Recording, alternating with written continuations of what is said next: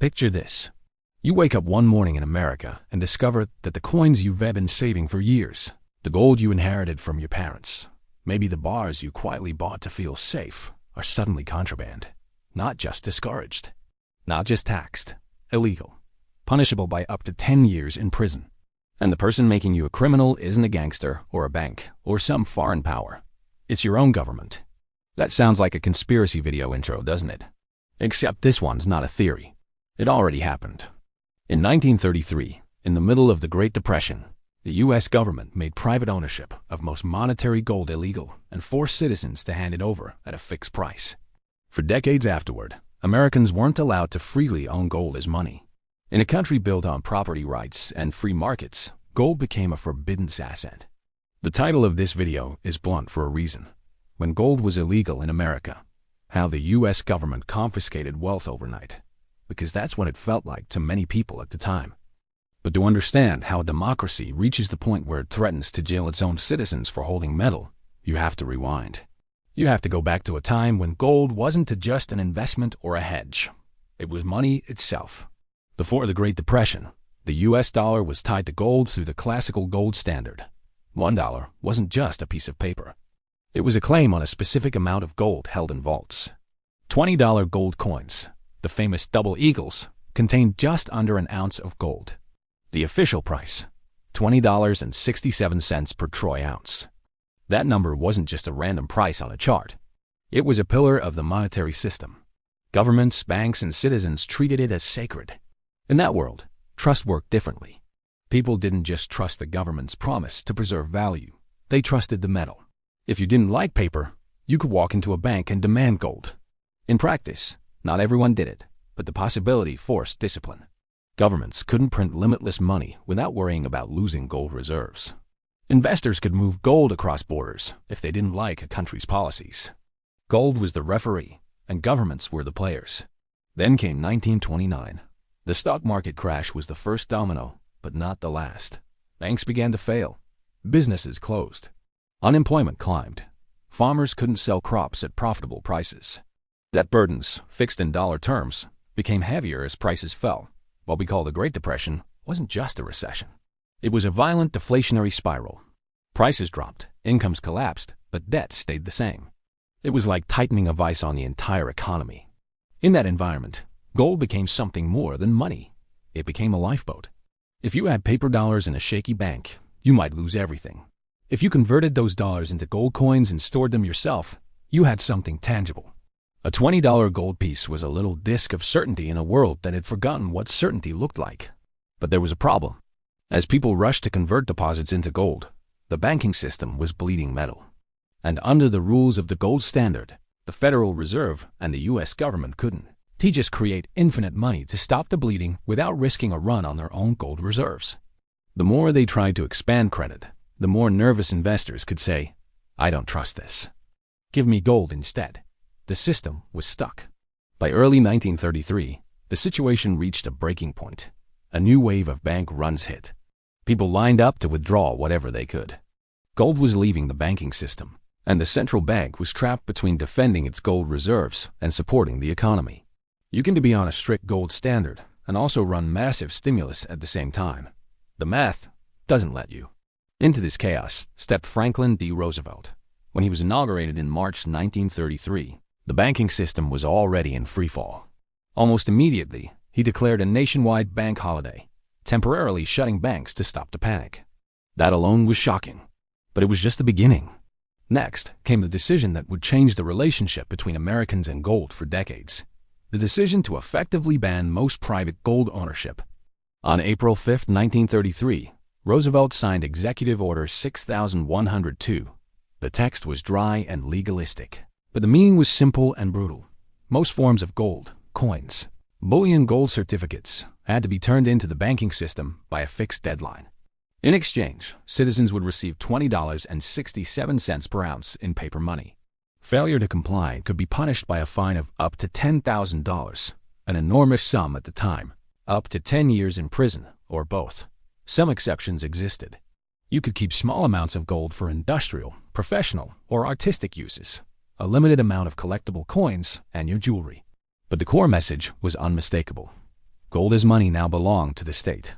Think about what that means in human terms. Imagine you'd worked for 20 years, saved in gold coins because you didn't trust banks. And one morning the government says, you have to bring those coins in and trade them for paper. If you don't, you're a criminal. No trial about how you got that gold. No accusation of wrongdoing. The crime is the possession itself. Supporters of the move argued that it wasn't theft. It was a necessary act to save the economy. Critics saw it as a confiscation of wealth. Who was right? To answer that, you have to follow what happened next. Once most private gold was in government or Federal Reserve hands, something interesting happened. In 1934, through the Gold Reserve Act, the official price of gold was raised from $20.67 to $35 per ounce. That's a 69% increase. On paper, the dollar was devalued against gold. For the U.S. government, which now held the bulk of the nation's gold, this meant an instant boost in the value of its reserves. For citizens who had been forced to surrender gold at the old price, it meant something else. They had missed out on that gain. Imagine it like this. You own an asset that the government requires you to sell at $20.67. A short time later, the government revalues that same asset to $35 and captures the difference. If a private company forced you to do that, you'd call it expropriation. When a government does it under the banner of emergency, we call it monetary policy. From Roosevelt's perspective, the sequence had a macroeconomic logic. By centralizing gold and raising its price, the government increased the dollar value of its reserves.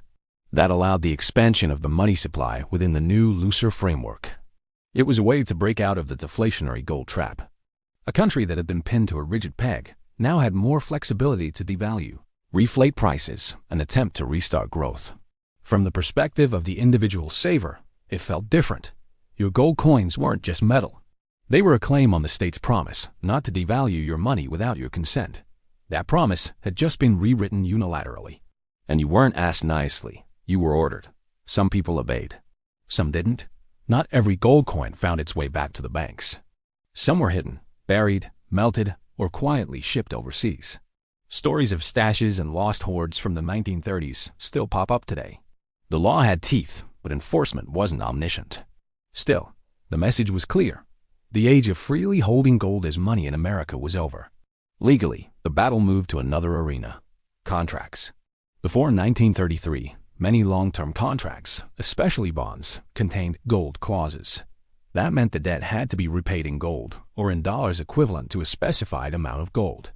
It was a way for lenders to protect themselves from inflation or devaluation. If the government printed too much money, the contract would still require repayment in real metal terms. When the U.S. devalued the dollar and centralized gold, it didn't just ban private gold ownership.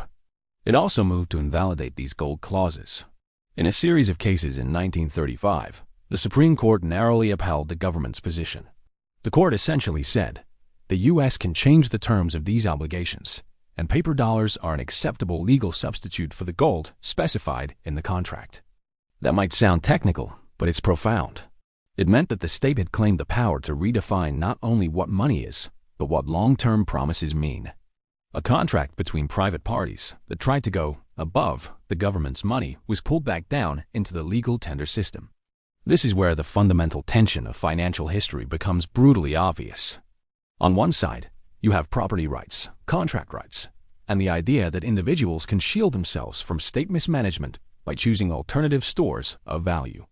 On the other side, you have a government facing mass unemployment, deflation, bank collapse, and political instability, arguing that survival requires extraordinary control over money. Was the gold ban necessary to save the system, or was it a dressed-up confiscation? Economists still argue about that. But no matter which side you take, you can't deny one fact. A democratic government, in a moment of crisis, did confiscate wealth in a way that would be unthinkable in normal times. And it did so by changing the rules of money. The ban on private gold ownership didn't end with the emergency. For decades, Americans could not legally own large amounts of gold as a monetary asset. You could own jewelry and certain collectibles, but not bullion or coins for investment. If you wanted exposure to gold, you had to do it indirectly or illegally. Meanwhile, the international monetary system itself evolved. After World War II, the Bretton Woods system was established. Under Bretton Woods, the dollar became the central reserve currency, convertible into gold at $35 per ounce for foreign central banks and governments. Other currencies were pegged to the dollar. Gold was still in the background, but ordinary Americans had no right to redeem dollars for metal. The gold window was reserved for other states, not for citizens. For a while, the system seemed stable, but the same tensions reappeared. As the U.S. ran deficits, fought wars, and expanded spending, the world accumulated more dollars than the U.S. had gold to back $1.35. Foreign governments started asking the same question. American savers had asked in the early 1930s, should we trust the paper or ask for the metal? In the 1960s, gold began to leak out of U.S. reserves as other countries converted dollars into bullion. The arithmetic didn't work forever. In 1971, President Richard Nixon slammed the last window shut. He suspended the convertibility of the dollar into gold for foreign governments. The gold standard, and its last vestige, was dead. Here's the irony. While the dollar was being completely detached from gold internationally, the domestic ban on gold ownership was still technically in place. The metal that once had been too dangerous for citizens to hold was no longer at the core of the monetary system it had constrained. Paper had fully taken over.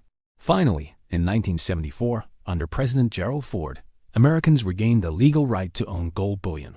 After more than 40 years, gold was no longer contraband. It returned as an investment asset, a hedge, a symbol. But something fundamental had changed. Gold was no longer the referee of the monetary game. It was just another player. So what does all of this mean for you now, almost a century after 1933? First, it's a reminder that money is not neutral. We like to think of dollars, euros, yuan, and other currencies as harmless tools. But in moments of crisis, the rules around those tools can be rewritten almost overnight. When the state feels cornered, it reaches for the levers it still controls. And one of the biggest levers is the definition of money itself. Second, it shows that safe assets can become targets. In the early 1930s, gold was what cautious savers held to protect themselves from bank failures and deflation. The very act of seeking safety made gold politically dangerous. The more people hoarded it, the more it constrained policymakers. Eventually, instead of trying to persuade savers, the government criminalized their choice. Third, it reveals that confiscation doesn't always look like soldiers at your door. Sometimes it looks like a legal order, a deadline, and a change in an official conversion rate. It looks like forcing you to exchange one asset for another, and then changing the value of what you surrendered. No dramatic expropriation scenes. Just signatures, statutes, and a slow realization that the loss already happened. Fourth, it tells you something uncomfortable about democracies. Even free societies will suspend normal rules when the system is under extreme stress. In a panic, the line between protection and confiscation blurs. Many Americans supported Roosevelt's policies because they were desperate for action. In that desperation, they accepted, or at least tolerated, actions they might have rejected in calmer times. Does that mean we're doomed to repeat 1933? Not necessarily. The world is different. Technology is different. The financial system is more complex. Today, instead of gold, we talk about capital controls, negative interest rates, bank bail-ins, and the power to freeze accounts with a keystroke. Governments don't need to send marshals to collect coins. They can reshape incentives digitally. But the underlying logic hasn't changed. When the gap between what a system has promised and what it can actually deliver becomes too wide, something has to give. That something is often the definition of money, the rules of contracts, or the rights of holders of safe assets.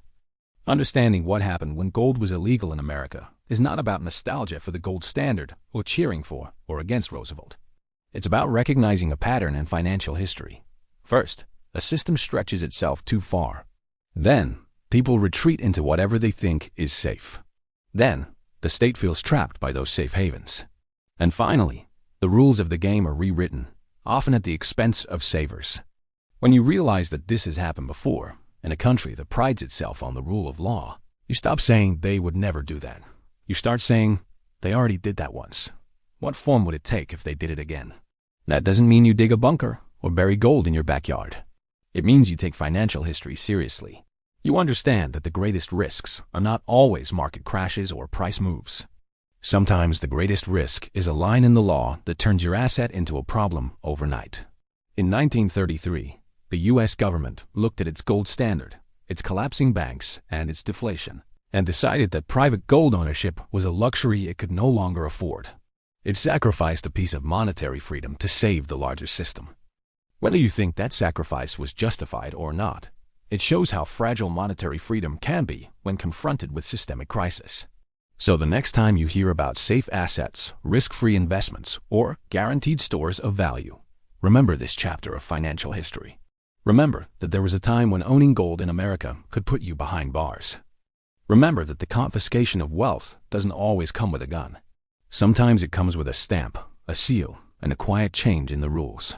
And if you want to keep exploring stories like this, stories where money, power, and history collide, this is exactly what this channel exists for. We dig into the parts of financial history most people have forgotten, so you're not surprised when old patterns return in new forms.